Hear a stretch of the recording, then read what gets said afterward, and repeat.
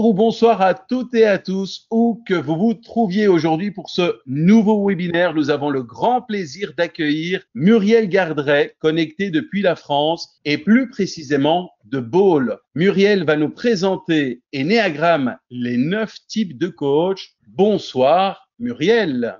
Bonsoir Yotis, bonsoir synergienne, synergien, bonsoir Nefissa, bonsoir à tout le monde. Alors Muriel, comment vas-tu? Comment te sens-tu? Écoute, je vais bien, content d'être là avec vous et de vous partager ma passion. Et en effet, alors Muriel, c'est la deuxième fois que tu viens nous présenter un webinaire sur l'énéagramme. La première fois, c'était il y a 4 ans. Alors entre-temps, le monde a changé, les synergiens aussi, les webinaires ont un tout petit peu évolué et les orateurs là-dedans.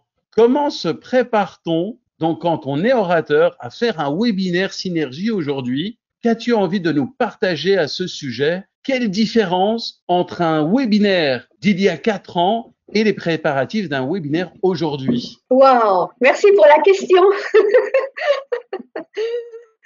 Alors, j'ai envie de répondre qu'il y a 4 ans, c'était en 2019, et que vous étiez déjà innovant puisque les webinaires se faisaient online déjà. C'était un webinar bien avant que le Covid n'arrive. Donc, ça c'est un point. Deuxième point, il y a probablement plus de synergiens et synergiennes qu'il y a 4 ans. Et donc, et c'est tant mieux. Et donc, du coup, ça demande des adaptations techniques. Et je ris parce que j'ai eu énormément de difficultés à trouver ce qu'il fallait. C'est bon. Alors, merci en tout cas Muriel. En effet, il y a beaucoup plus de techniques et nécessite beaucoup plus de bandes passantes. Moi, j'ai envie de partager la générosité de nos orateurs, tout cela pour toutes les synergiennes et synergiens.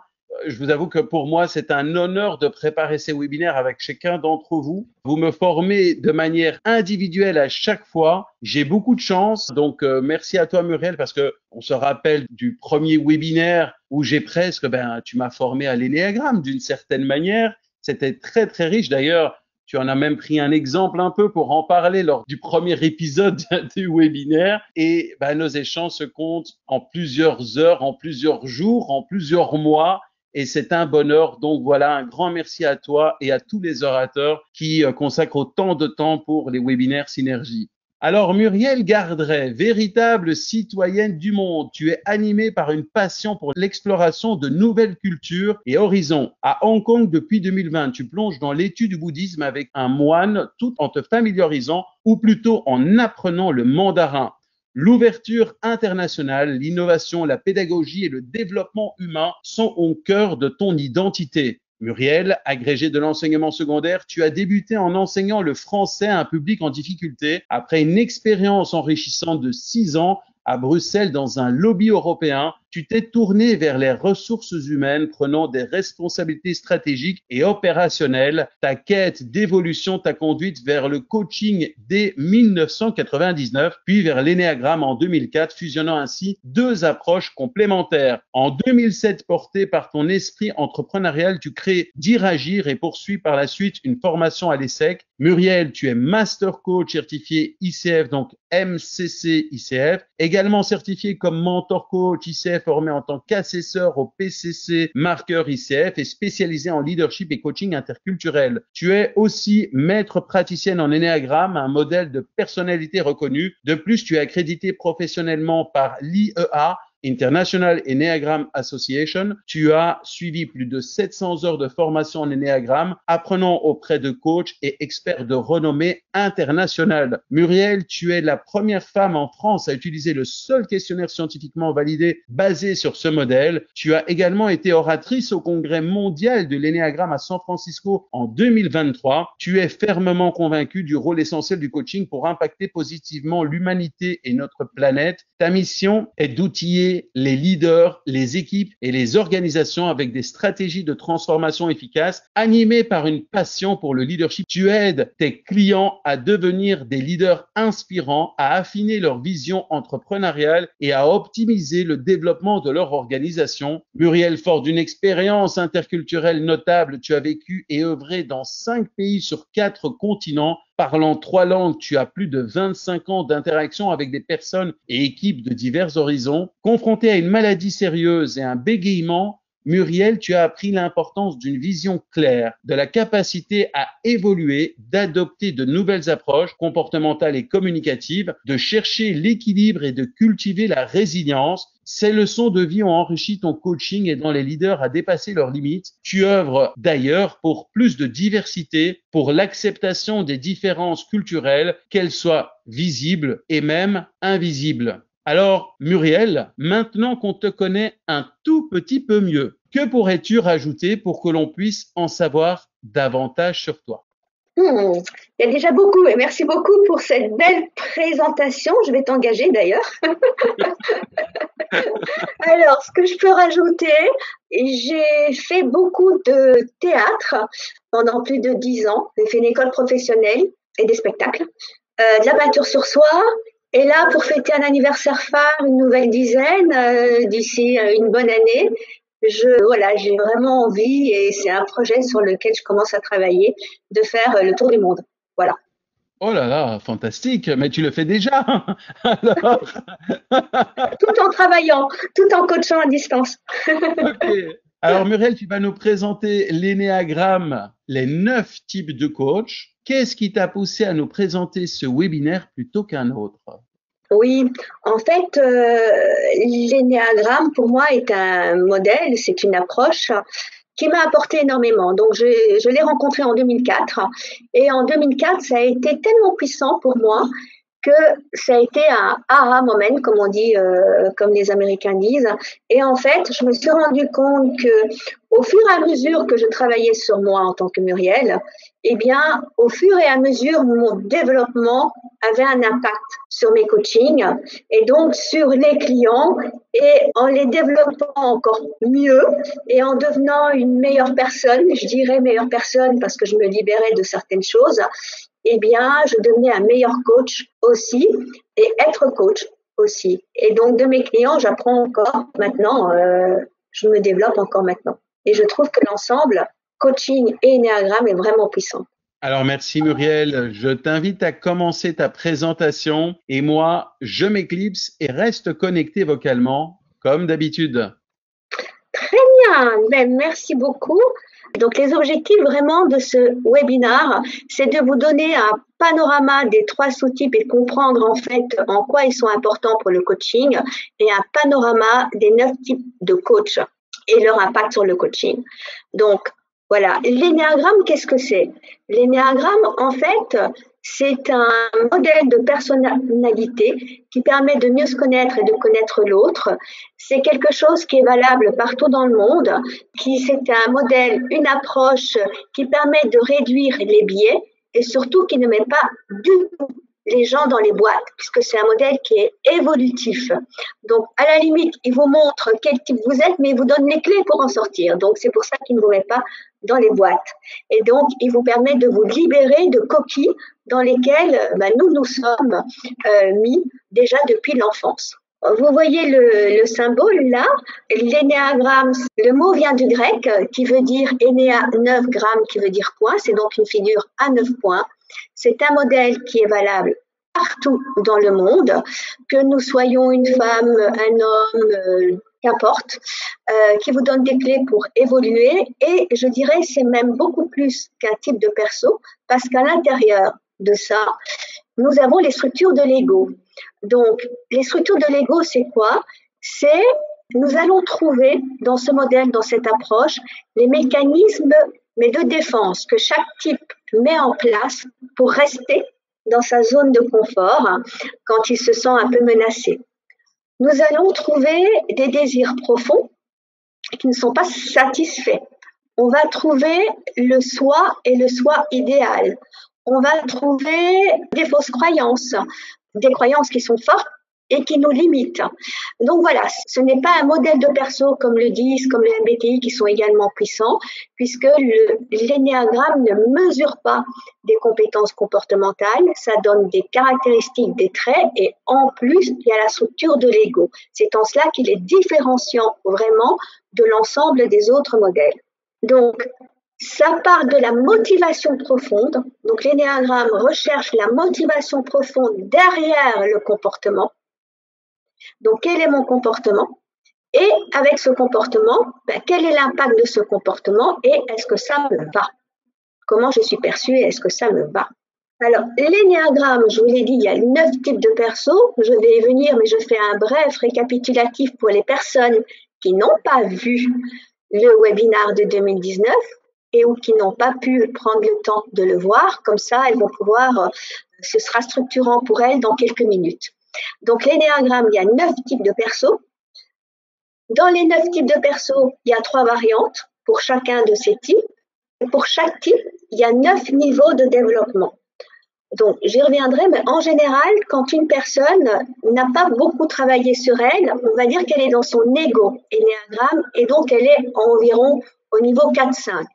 Au plus nous travaillons sur nous, au plus nous libérons plus que notre potentiel, au plus nous avons plus de stratégies et du coup, nous sommes dans des niveaux supérieurs qu'on appelle essence. Et parfois, eh bien, il y a des personnes qui sont dans des niveaux de développement qu'on appelle bas. Et nous, en fonction de notre vie et ou de la journée, on peut basculer d'un niveau haut à un niveau médium, par exemple. Voilà. Mais la grande différence, ça va être le comportement. Donc, la motivation sera toujours là, mais le comportement que ça engendre sera différent. De façon très synthétique, en énéagramme, en fait, l'énéagramme est le seul modèle, à ma connaissance, qui comporte les 3 centres d'intelligence. Le centre de l'action, qui est le centre instinctif, les personnalités du type 8, 9, 1. Le centre émotionnel, qui sont les personnalités de type 2, 3, 4. Et le centre mental, 5, 6, 7. Évidemment, on a les 3 en nous. Chacun a les 3 en nous. C'est-à-dire qu'on agit, on ressent et on pense. Simplement, les personnalités instinctives, elles sont dans l'action avant de ressentir et avant de penser. Donc, elles apprennent plutôt par l'expérience. Le centre émotionnel, elles ressentent et avant de penser et d'agir. Donc, elles apprennent plutôt, enfin, quand elles vont en formation, c'est plutôt, tiens, je vais rencontrer qui? Le côté connexion. Et puis, le centre mental, eh bien, elles pensent avant de ressentir et ou d'agir. Et en formation, elles recherchent plutôt la partie très théorie, concept, etc. Elles aiment ça. Et donc, chacun de ces centres a une émotion associée, qui est mentionnée sur le slide. La colère pour le centre instinctif, qui prendra une forme différente si je suis plutôt 8, plutôt 9, plutôt 1. La tristesse pour les centres émotionnels, qui prendra une forme différente si je suis 2, 3 ou 4, dominant. Et la peur si je suis plutôt 5, 6 ou 7. Je ne vais pas rentrer dans le détail maintenant parce que ça avait été vu en 2019, mais avec les quelques informations que vous avez maintenant, sondage numéro 1, très rapidement, pour avoir une idée, et je suis curieuse, d'après vous, quel est le centre d'intelligence que vous utilisez le plus au quotidien? Est-ce que ce serait l'instinctif, l'émotionnel, le mental ou je ne sais pas? Et c'est parti pour le premier sondage. Quel est le centre d'intelligence que vous utilisez le plus? Instinctif, émotionnel, mental, je ne sais pas. Vous êtes à près de 80%. Et voici les résultats. Avec 34%, c'est mental, 30% émotionnel, 30% instinctif et 7%, je ne sais pas. On a donc un équilibre, à peu près. On a donc un équilibre entre les 3. Waouh, c'est chouette. C'est chouette. Donc, imaginez-vous en tant que coach si vous aviez un équilibre de ces 3 centres. Quel est l'impact dans vos coachings, par exemple? Ça ne demande pas de réponse maintenant. Voilà. En tous les cas, ce que je voulais vous partager, c'est que en énéagramme, le fait de s'identifier à son type n'est pas, à mes yeux, le fait d'être à son meilleur. Hein, l'énéagramme nous donne des clés pour évoluer. Donc, pour pouvoir être à notre meilleur en tant que personne et en tant que coach, eh bien, il est important de prendre conscience de nos biais, de prendre conscience de notre focus d'attention et d'autres choses et de nous développer. Donc, c'est ce que ça permet.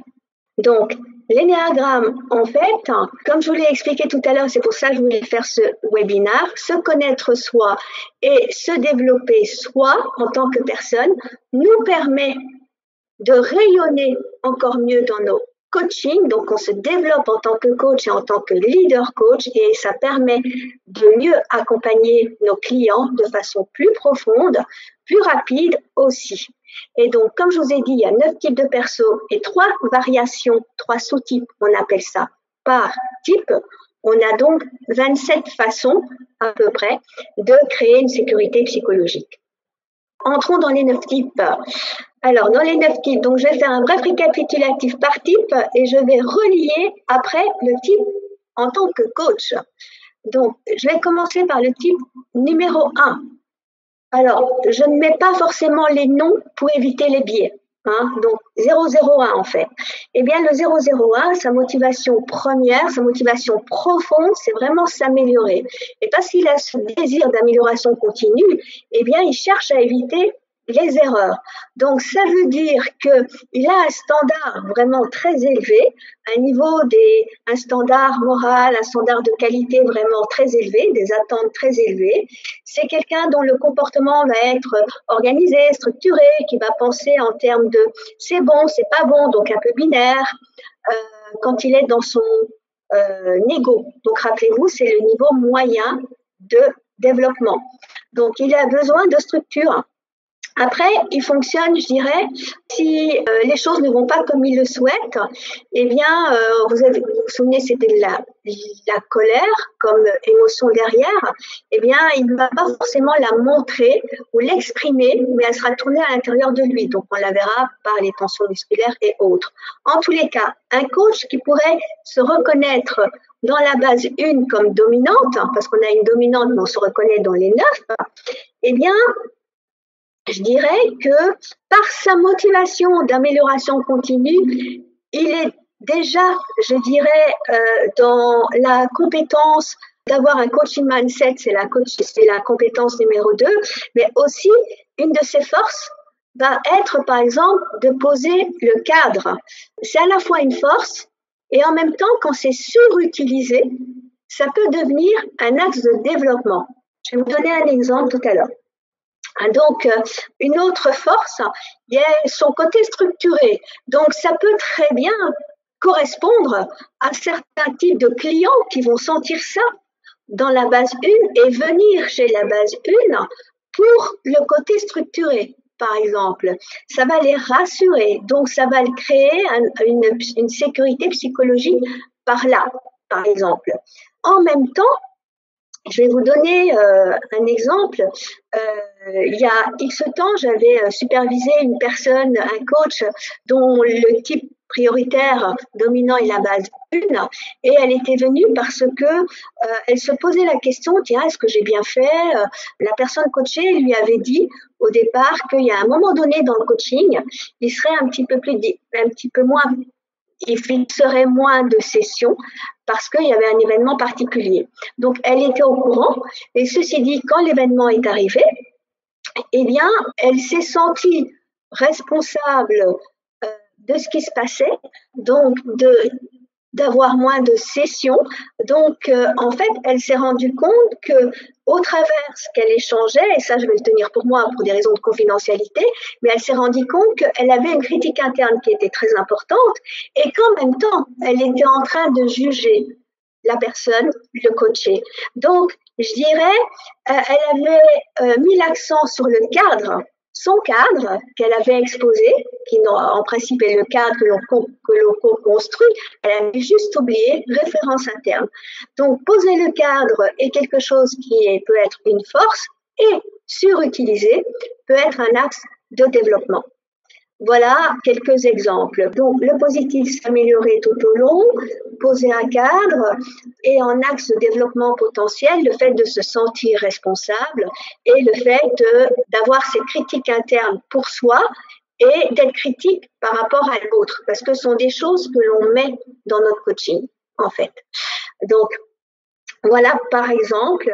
Donc, est-ce que c'est juste, est-ce que c'est faux, etc.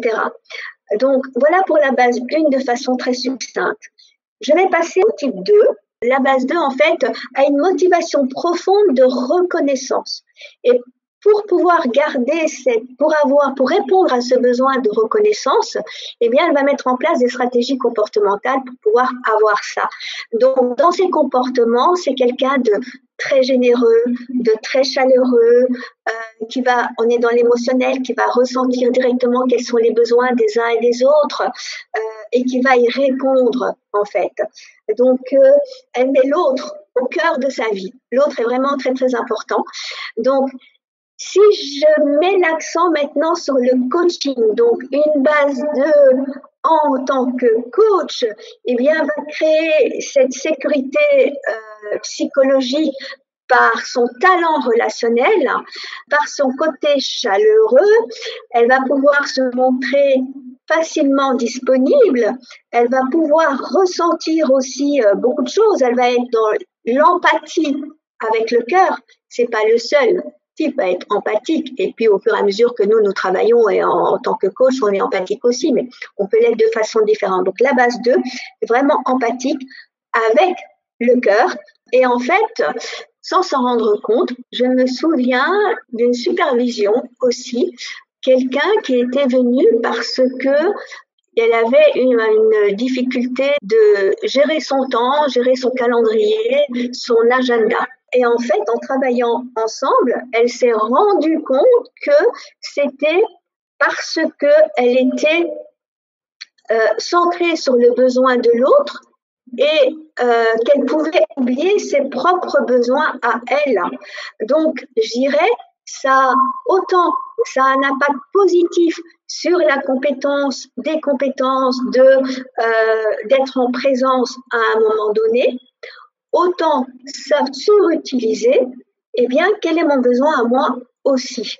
Donc là, il y a trouvé la bonne distance et la bonne, je vous laisse le définir en fonction de vos critères à vous, la bonne distance entre la personne que j'accompagne et moi. Donc, qu'est-ce que je mets dans mon coaching qui peut venir parasiter certaines choses? Voilà. Est-ce que ça peut être, donc c'est un coach qui va pouvoir se montrer vraiment disponible, qui peut créer aussi une dépendance et qui peut être aussi parfois résistant à donner un feedback perçu comme négatif. Parce que étant dans le besoin de reconnaissance, eh bien, le fait de challenger son client peut être une difficulté pour un coach de base 2, s'il est dans son niveau de développement égo, comme on dit ça, moyen. Après, il y a d'autres choses. Il a la croyance que les besoins de l'autre sont plus importants que le sien. Voilà. Donc, il y a d'autres choses, je pourrais expliquer davantage, mais on est sur un panorama. Donc, l'écoute, être disponible sont des forces, jusqu'à quel point, quand c'est trop utilisé, et donc attention à la dépendance que nous pouvons créer, puisque l'objectif du coaching, c'est quand même de rendre l'autre autonome et pouvoir challenger nos clients aussi. Donc, si je passe à la base 3, par exemple, la motivation, sa motivation, c'est en fait les applaudissements, c'est le succès. Donc, très motivé par les succès. Donc, puisque ce qui le drive, c'est ça, il cherche à éviter les échecs. Et donc, en tant que personne, eh bien, ça va être une force, je dirais, ça va être le fait qu'il est très flexible, très adaptable, qui va créer aussi une connexion très facilement. C'est quelqu'un qui peut être comme un caméléon, qui est très orienté réalisation et qui a la croyance qu'il ne peut être apprécié que pour ses réalisations. Donc, si je mets le parallèle, si je me retrouve dans la base 3 et qu'il y a 3 variations, hein, et donc pour lui, le côté émotionnel, ben, le statut est important. Si je mets le parallèle entre la base 3 de la personne et le coach, l'impact de la base 3 dans le coaching, eh bien, en fait, ça va être un coach ou une coach qui vont naturellement créer cette sécurité psychologique pour la personne coachée qui va se sentir rassurée parce qu'il va sentir que son objectif, qu'il va vraiment pouvoir travailler là-dessus et il va pouvoir avoir le ressenti qu'il va y arriver. Et donc, en fait, le coach de base 3 peut avoir comme force justement de mettre l'accent sur la compétence numéro 3 qui est l'accord, et parfois quand c'est trop utilisé, donc sur les KPI, etc. Pour certains, j'ai déjà rencontré qui mettent plus l'accent sur le côté quantitatif que le côté feeling, par exemple, même si bien sûr, la base 3 est orientée personne aussi, mais ça dépend de il est orienté personne. Après, en fonction du niveau de développement, eh bien, il y a peut-être d'autres choses qui priment à certains moments. Donc, avoir ça en tête. Donc, c'est quelqu'un en tant que coach qui a vraiment, comme tous les types de perso énéagramme, mais la base 3 encore plus à cœur de faire réussir. Donc, ça peut être un coach qui peut être orienté performance. D'autres types peuvent l'être, on peut l'être tous, mais voilà. Quelle est la responsabilité du coach? Quelle est la responsabilité du coaché? Je vous laisse répondre à ça. Je ne vais pas rentrer là-dedans maintenant, mais en tous les cas, vous l'avez compris, le type 3 est très orienté objectif et donc il est tellement orienté résultat qu'il peut mettre l'accent sur ça. Donc, il va faire un tri sur les activités. Hein. Et donc, un axe de développement potentiel peut être justement de trouver le bon équilibre entre l'orientation résultat et l'orientation feeling, c'est-à-dire s'intéresser aussi aux process qui permettent le résultat. Et donc, ça va être aussi le feeling, les sentiments, par exemple. Et il pourrait être intéressant en fonction du niveau de développement de la base 3, qu'il aille se confronter aussi, se challenger à coacher des personnes qui ne lui ressemblent pas, justement. Donc là où il ne sent pas où il pourrait sentir que ça peut être une difficulté. Donc voilà, puisqu'il est très orienté succès, il pourrait avoir tendance à se dire je vais coacher cette personne parce que je vais réussir à l'amener vers son objectif. Donc voilà, c'est un des biais. Maintenant, comme je dis, quelle est la responsabilité du coach? Quelle est la responsabilité du coaché par rapport à l'atteinte de ses résultats? Je vous laisse répondre à cette question. Donc, je vais passer à la base 4. Et est-ce que vous le voyez? Oui. Alors, la base 4, de façon très succincte, la base 4, eh bien, sa motivation, c'est être différent, être unique. Et donc, pour pouvoir être différent, être unique, donc, il cherche à éviter la banalité. Donc, en force, ça va être quelqu'un on l'a dit, il est dans les émotions et c'est quelqu'un qui va rechercher des émotions fortes, qu'elles soient vers le haut ou vers le bas, mais qui va rechercher ça et qui a l'impression qu'il lui manque quelque chose par rapport à d'autres. Et donc, si je mets ça dans le coaching, comme il est vraiment dans l'intensité, dans la capacité relationnelle à établir des liens profonds, eh bien, en coaching, il va vraiment être dans l'introspection. Il est lui-même, en tant que personne fortement orientée introspection, et il va pouvoir mettre cela dans ses coachings, donc poser des questions de façon à s'intéresser vraiment à l'être, à bien le comprendre sur tous les plans, mais principalement les émotions. Et donc, je dirais, il va chercher le sens, la profondeur, l'intensité dans la relation. Ça, c'est vraiment important. Et comme l'émotionnel est important pour lui, en fonction de son journey et de son niveau de développement, il pourrait avoir tendance à rester dans l'émotionnel. dans un coaching et donc à rester assez longtemps dedans et au détriment, si je puis dire, peut-être du plan d'action à un moment donné ou de sortir la personne de là où elle en est pour le moment. Donc, du coup, la présence n'est plus là. Parce qu'il peut être, je dirais, en fonction de son niveau de développement, encore une fois, et de son journey, donc, il peut être tellement pris par l'émotionnel que la personne peut prendre le dessus sur le coach. Donc, c'est un axe de développement potentiel. Donc, et lui aussi, la base 4 peut aussi créer une codépendance. Je me souviens d'une personne qui était venue, base 4, qui était venue en supervision parce elle me dit, je n'en peux plus, je suis fatiguée par mes clients. Et donc, c'était une raison différente de la base 2, mais fatiguée par mes clients. Et en fait, en échangeant, elle s'est rendue compte que l'intensité qu'elle met dans ses relations, et ben, elle est comme ça. Et la profondeur, la recherche de sens, en fait, sont des forces. Et que en même temps, c'est un axe de développement parce que du coup, les clients n'ont pas envie que la relation se termine. Donc, du coup, ils ont envie de continuer cette relation de coaching, etc. Donc voilà, donc du coup, ça peut fatiguer. Ou alors, il peut y avoir aussi une relation autre qui se crée. Pourquoi pas? Mais voilà, je dirais, chacun gère ses relations avec les personnes coachées comme il l'entend.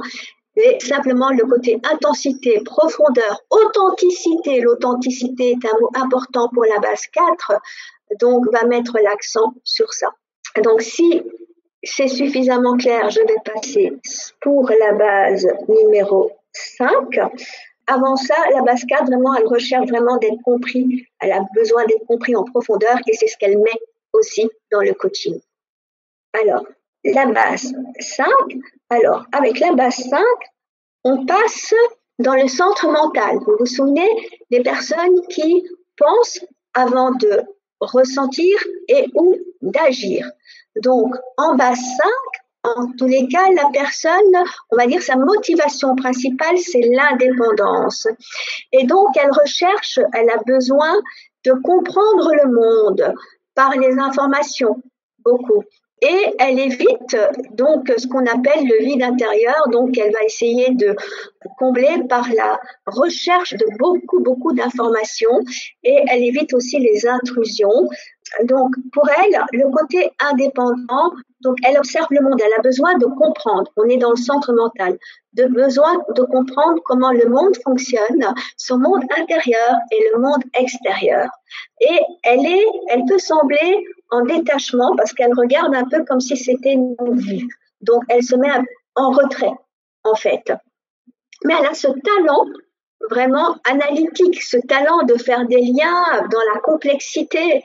Et donc, si on transfère ça dans le coaching, eh bien, la base 5 va mettre ses talents d'analyse, d'objectivité aussi, et de compréhension de choses complexes, d'environnements complexes. Et comme c'est quelqu'un de cérébral, va pouvoir faire des liens rapidement pour aider le coaché, enfin, va pouvoir poser des questions pour aider le coaché à créer des liens, y compris dans la complexité. Et un axe de développement potentiel, encore une fois en fonction du niveau de développement, pourrait être qu'il soit perçu comme détaché parce que l'émotion dans un niveau de développement moyen chez la base 5, il en a évidemment, mais ça peut être plus difficile pour lui que pour d'autres types de les exprimer. Donc, il peut paraître détaché. Donc, comme point de vigilance, ça peut être justement le fait de paraître détaché, de paraître distant et de rester peut-être dans trop le cérébral au détriment de l'action. Donc, c'est un axe de vigilance et bien sûr, il apporte, je vous l'ai dit, la capacité à faire des liens entre autres l'analyse, l'objectivité et plein d'autres choses. Et des clients viennent le chercher justement pour ça. Donc, il va être à la recherche d'informations et parfois, le coaching peut se transformer en conversation pour solutionner quelque chose. Donc, il peut y avoir la perte de l'objectif aussi. Voilà, c'est potentiel et ça existe. Donc, chaque fois, avec les plus et les moins, nous sommes tous en apprentissage et nous apprenons de nos clients également. Alors, la base 6, la base 6, sa motivation principale, c'est la sécurité. Et donc, tout le monde en a besoin, évidemment. Mais chez la base 6, la sécurité, c'est vraiment quelque chose de profond. Et donc, pour assouvir ce besoin de sécurité, il met son attention sur les dangers possibles. Donc, il va être en alerte. Donc, il évite, en fait, les scénarios négatifs d'arrivée en planifiant scénario A, plan B, plan C. Et il évite aussi de dévier de certaines normes du groupe ou des normes standards. Donc, c'est quelqu'un qui est dans le mental, donc qui est dans l'analyse et qui peut remettre en question beaucoup de choses. Donc, il est vraiment dans le doute. Le doute fait partie de la base 6. Tout le monde peut être amené à douter et le doute peut être une qualité aussi parce que ça nous permet de remettre en question certaines choses et de garder un regard de débutant. Mais chez le 6, en fonction de son niveau de développement, le 6, de toute façon, le doute fait partie de lui, avec ses forces et ses axes de développement. Donc, si je mets ça pour un coach de base 6, eh bien, comme il est focalisé sur les dangers et que naturellement la personne base 6 peut avoir tendance à anticiper et planifier, vraiment de façon presque minutieuse, eh bien, elle peut aider son client à ça. Donc, dans les plans d'action, ça peut être effectivement une force. Avec, encore une fois, si c'est surutilisé, attention de ce qu'elle peut mettre dans le coaching, parce que le doute peut engendrer une anxiété et donc aussi un manque de confiance qui fait partie aussi de la base 6, même si tout le monde peut manquer de confiance à un moment donné. Hein. Voilà, donc en fait, je me souviens de quelqu'un qui avait échangé sur le fait que, donc un coach base 6 avait échangé sur le fait qu'elle était un peu, pas énervée, mais déstabilisée par le fait que le coaché n'arrivait pas au résultat aussi vite que ce que le coaché aurait souhaité. Donc là, il y a une déconnexion. Hein, on n'est plus dans la présence, il n'y a pas le respect du rythme, hein, donc c'est quelque chose, un point de vigilance aussi. Mais en tous les cas, chez cette personne-là, chez ce coach-là, il y avait, le doute. Remettre en doute ce qu'elle a fait, qui peut être positif, hein, parce que ça permet de pouvoir se remettre en question. Et remettre en doute aussi le coaché. Donc, le coaché avait dit qu'il était content des résultats, etc. Mais pour elle, il aurait pu aller plus loin, plus vite. Donc, du coup, elle remettait en question ça, donc sa confiance envers le coaché. Donc, ce sont des points de vigilance. Donc, le côté positif, c'est le fait d'anticiper et de planifier avec attention quand c'est surutilisé. C'est aussi quelqu'un vraiment de très analytique qui peut même accompagner les clients même encore après parce qu'il y a le côté fiabilité, loyauté, etc. qui est vraiment très présent. Et puis, il y a le côté anxiété qui peut être mis dans le coaching puisque le coach peut être trop préoccupé par les obstacles possibles ou des plans d'urgence. Voilà. Donc, il peut peut-être aussi influencer son client de façon trop excessive. Donc, sans le vouloir, sans le faire exprès. Hein. Donc, voilà. Est-ce qu'il y a un transfert, etc. Donc, je vous laisse réfléchir à tout ça. Donc, c'est quelqu'un qui est plutôt dans s'écarter d'eux au lieu de aller vers. Pour ceux qui connaissent la PNL, programmation neuro-linguistique, c'est un filtre. Je m'écarte d'eux au lieu de aller vers. Voilà, donc il est dans la recherche, son filtre d'intention naturelle, c'est la recherche des intentions cachées. Donc, c'était ça qui transparaissait dans la relation aussi que je vous ai expliqué, le cas de supervision que je vous ai expliqué.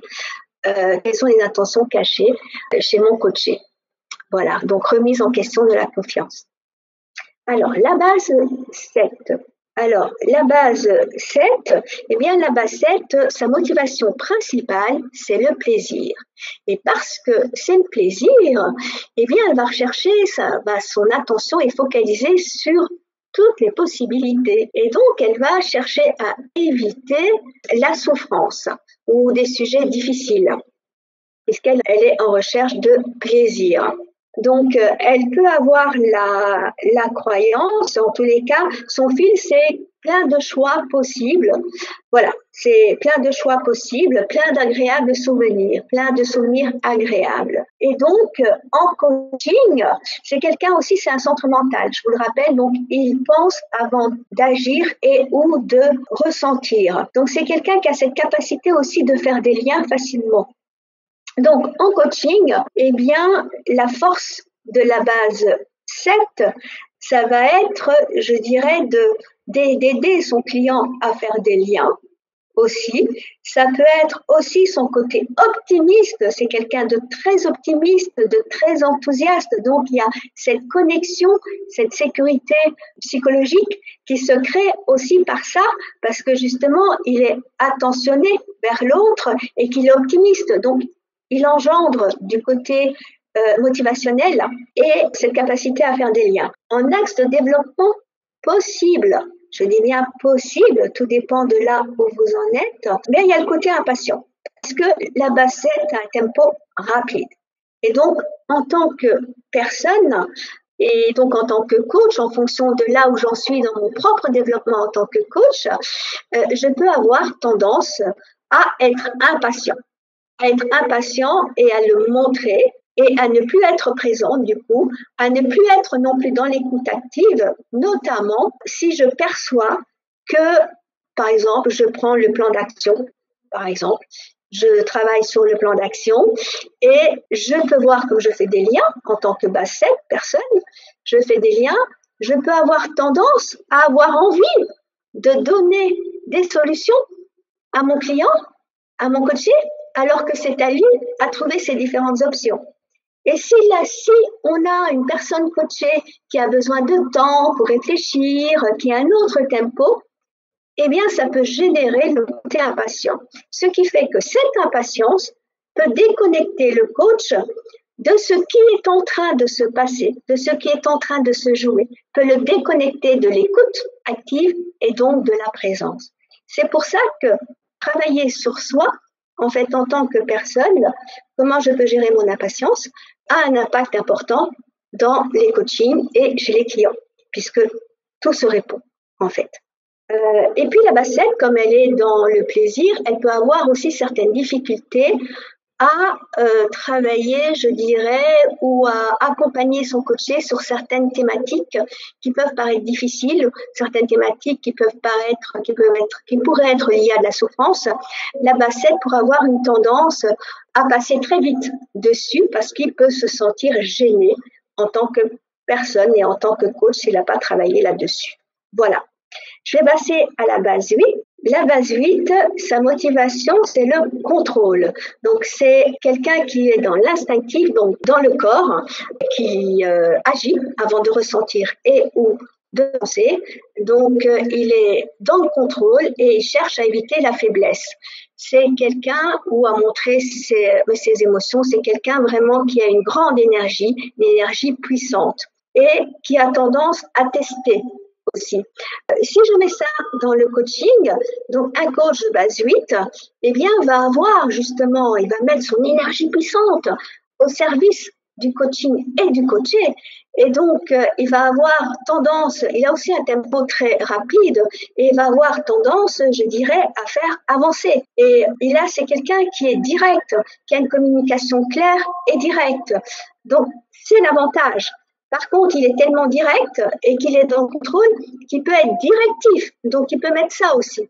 Donc, et sans le vouloir, sans en être conscient parfois, il a tellement une forte présence quand il parle et ou physique, même quand il dit peu de choses, qu'il peut prendre beaucoup de place et il peut intimider aussi les personnes autour de lui, dont le coaché. Donc voilà, il y a des personnes qui viennent chercher ça, des personnes que ça gêne, mais c'est intéressant d'avoir ça en tête.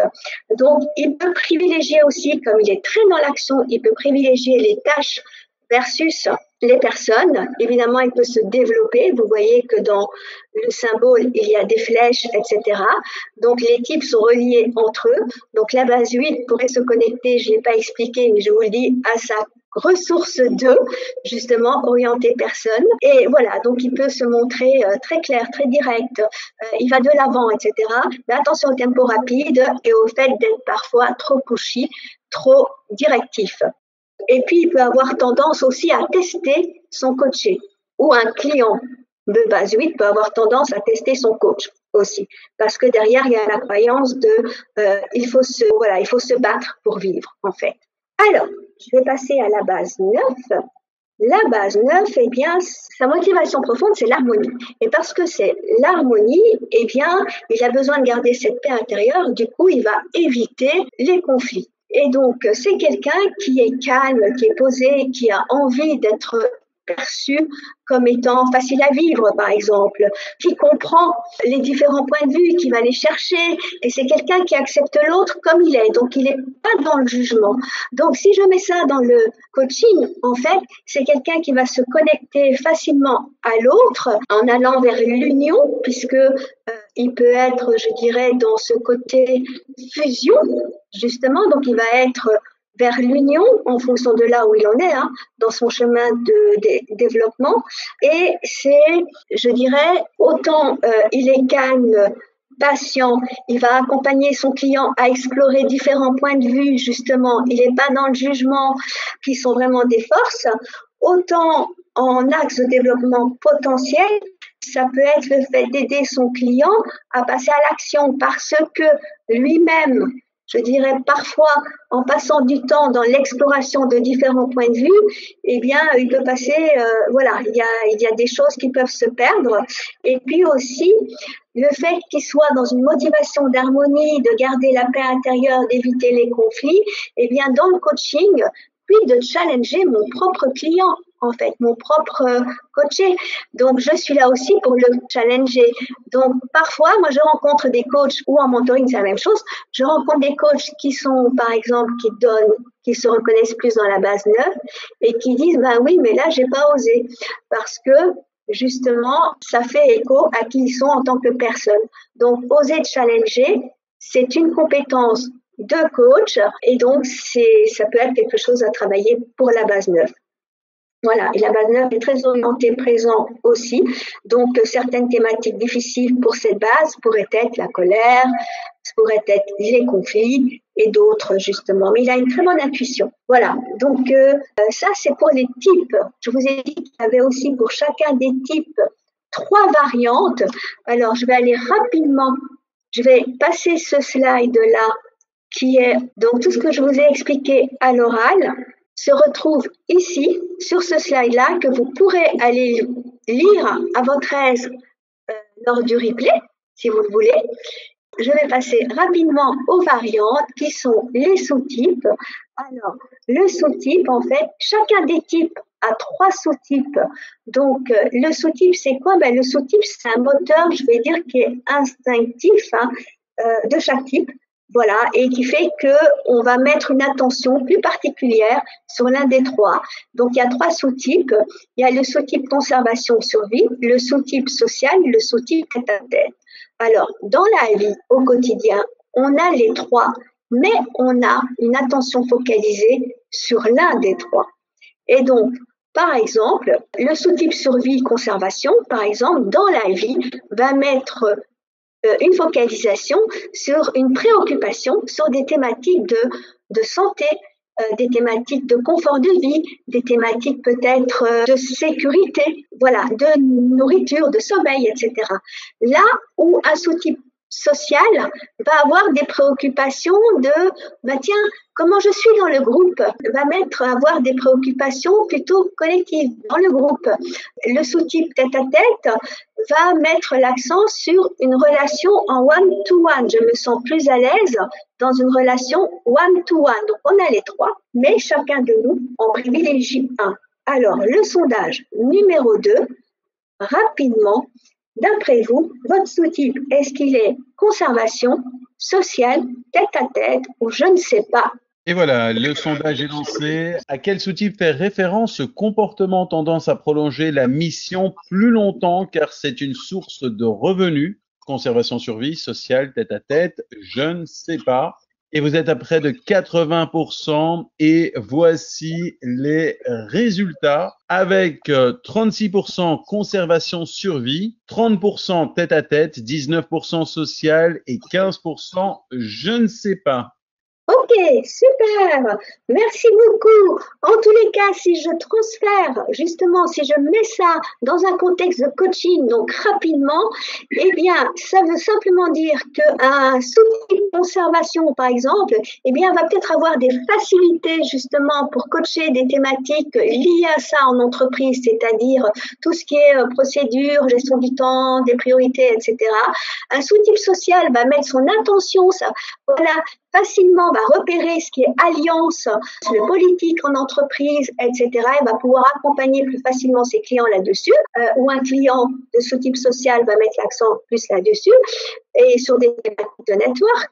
Et le sous-type tête-à-tête, eh bien, va être plus à l'aise, je dirais, plus naturel d'accompagner son client à avoir de la confiance dans ses performances et à se démarquer des autres en entreprise. Donc, simplement, réfléchissez à vous, comment votre sous-type dominant impacte votre coaching et quel est celui que vous avez le moins et que vous pourriez justement développer.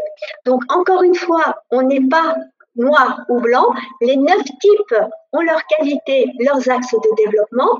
Et moi, je pense qu'en tant que coach, mon rôle est d'être invisible, et donc de pouvoir lever le plus possible les biais, justement, en étant conscience.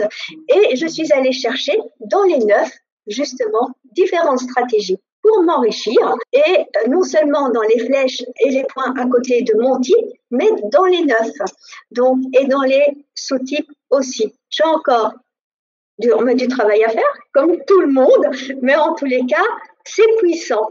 Voilà, j'espère que ça a pu vous éclairer sur certaines choses, certaines compétences et ou impact de votre type de perso dans vos coachings. Un grand merci Muriel pour cette belle et éclairante présentation, précise également. J'aimerais également remercier Nefissa Karboul qui a répondu à toutes vos questions techniques.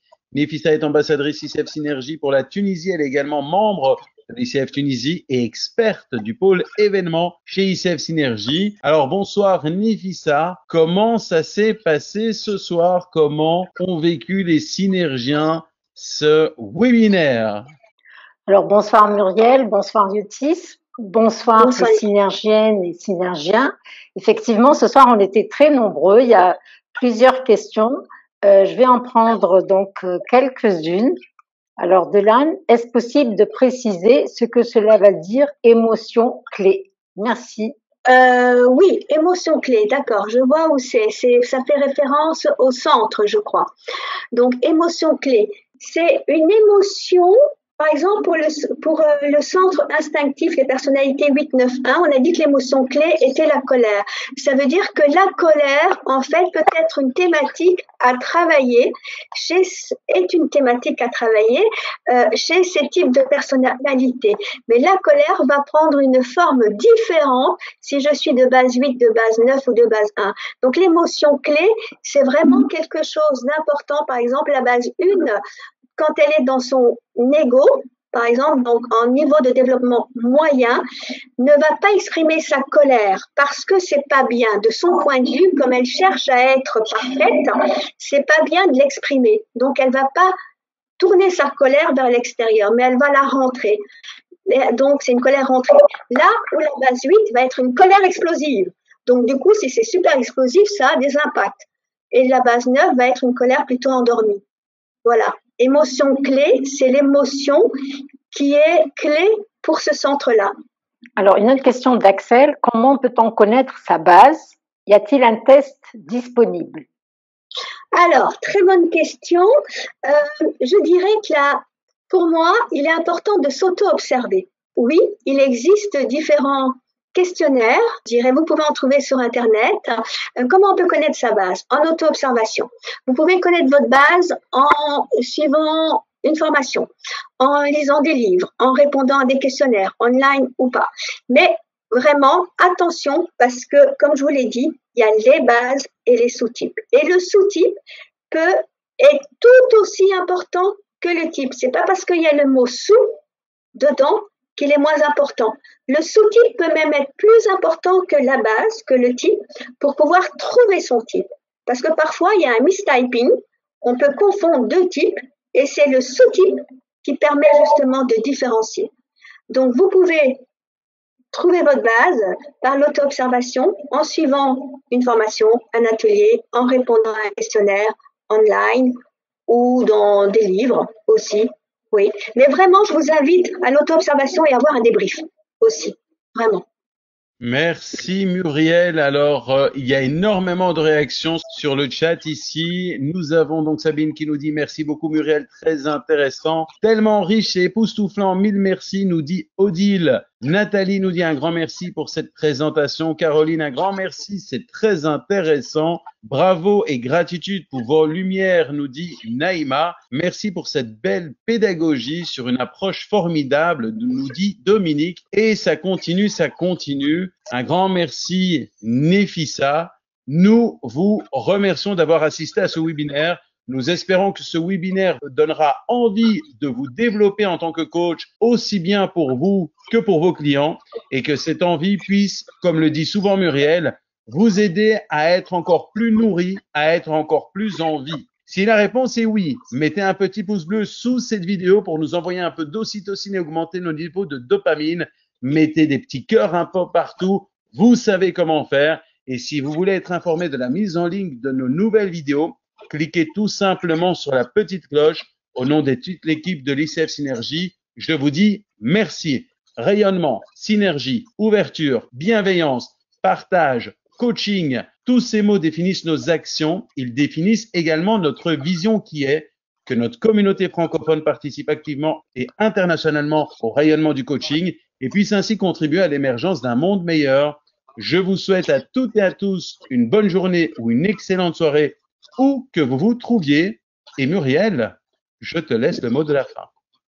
Merci beaucoup Yotis, merci beaucoup CF Synergie et aux synergiens d'être là ce soir. Merci beaucoup pour votre confiance renouvelée et j'espère vraiment que ce webinaire va vous donner encore plus l'envie justement de vous développer pour vous, pour vos coachés, d'apprendre aussi pour la planète entière, hein, parce que moi je suis convaincue que le coaching est clé pour l'humanité et la planète.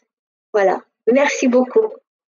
Merci Muriel. Merci Nefissa.